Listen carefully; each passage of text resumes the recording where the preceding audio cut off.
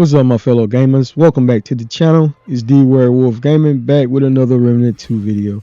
Alright, I hope everyone has been doing well and staying safe. Today, guys, I want to bring you a video showcasing the very fun build to use, guys. This build uses the Nightfall long gun as the primary weapon that you will be using, guys, and overall you will be spamming your mods. It's a very fun build, very powerful as well, with great survivability. Now, I can't take credit for this build because I did see another content creator using this exact same build before. And guys, I never really made a video out of it, but overall, I just wanted to show those who may be new to this game, this particular type of build, guys, because there are many different ways you can use the Nightfall long gun. But overall, I prefer using it with the mod, guys, because it gives you more survivability. And overall, it's very fun to play. Now, the video today, guys, I will be playing the Trial by Fire content, guys, just so you can see a little bit of gameplay. A lot of times when I make these build videos, a lot of times I just showcase me fighting bosses, but I wanted to show you a little bit of gameplay of me running through the Trial by Fires. Now, don't get me wrong, I will skip through some of the parts where I'm traveling from one location to the next just to save time on the video, but overall I will still show most of the fighting that's taking place in the boss fights as well. With that being said, guys, I want to give a big thank you to everyone that continues to support me on my channel, especially those who always have something positive to say, guys. Really appreciate each and every one of you who always take time to stop by, leave a comment, or even give us a thumbs up when you like the content. With that being said, for many of you know, guys, this guy, Remnant 2 is at that point where there's not really much to do unless you're new to this game. So that's why I continue to make content from time to time, because there are players who are still, just getting started on this game. But with that being said, I'm going to let you watch the rest of this gameplay, and then I will go over the build breakdown that I'm using at the end of the last boss fight. All right, thank you as always for your valued time and continued support.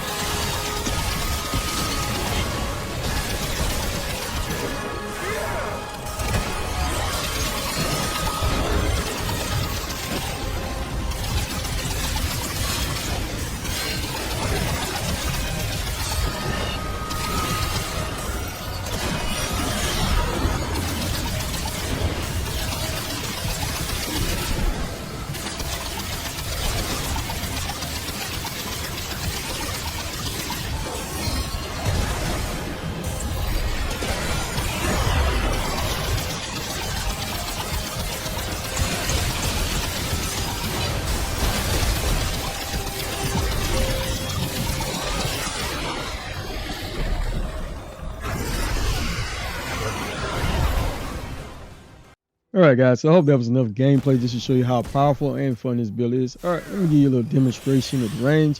Alright guys, so like I said, I always like to throw one of those little bright bombs out, guys, to get increasing all damage by 10%. And as you can see, I'm holding up right over 1,546 weak spot damage using this particular weapon. Nightfall is just great, guys. Really one of my favorite guns. I still use it from time to time whenever I do jump on and play Remnant 2, because overall the shooting in this game is very fun, guys, and that's one reason I do enjoy still playing this game from time to time. All right, so let's go with the build. All right, most of you know I enjoy the hug setup, guys. That's using the hunter and the gunslinger, but overall these two classes, in my opinion, are designed to dish out amazing damage. The main perk is called Dead to Rights Prime perk, dealing 55 base range and melee weak spot damage extends to the hunter skills, and I did go with the hunter's focus, mainly to reduce weapon spread, recoil, and sway by 50%, and grants 25% range and weak spot damage while focused. You also apply mark. Those marked enemies will have an increasing critical hit chance of 10%. All right, for the gunslinger, I did go with the bullet storm, guys, primarily because you get an increase in fire rate by 20%, reload speed of 50% on all ranged weapons. This lasts for 26 seconds. Now, you could have used any other gunslinger skills would have worked just fine. But overall, the bullet storm worked pretty great for this particular setup. All right, for your armor, guys, whichever armor you prefer, I like this look right here. And I did go with the Profane Heart Relic on this build, guys, to get even more lifesteal. It gives you an innate lifesteal of 3% and on use to increase lifesteal efficacy by 50% for 15 seconds. Just great. But if you don't have this, guys, you can easily use the Tranquil Heart Relic or even the Shield Relic. All right, the Nightfall long gun. This long gun is amazing, guys. Basically, what it does, you enter the Nightmare Realm, Nightfall. The gun gains infinite ammo, 25% increase in fire rate, and 10% base damage dealt as lifesteal. The gun also becomes a fully automatic. Keep in mind, though, while you do have the mod active, guys, you will not be able to do any other type of action. Now, you can still throw bombs and take a relic if it's necessary. Now, I did pair this with a momentum mutator, guys. When this weapon scores a critical hit, it increases critical chance and critical damage by 2% for 3 seconds. This stacks up to 10 times. So basically get up to 20% increase in critical hit chance and 20% increase in critical hit damage. At level 10, critical hits from this weapon add two stacks, which increases its duration by 2 seconds. All right, your melee weapon didn't really matter. As you see, guys, I didn't even have a mutator on it. And sure shot, guys, you could have used any handgun you prefer. Now, to make this build work, I was using the Song of Ether to slow those enemies down, guys. And it also does a little bit of damage to those flying enemies. I did pair this gun with the Insulator to get spending 10% of weapons magazine, grants the shield for 5% of max health for 10 seconds. And at level 10, it increases range critical chance of this weapon by 10% when its shield is above 10% of max health. All right, one of the rings I was using was the Braided Thorn. This increases critical hit chance by 10%.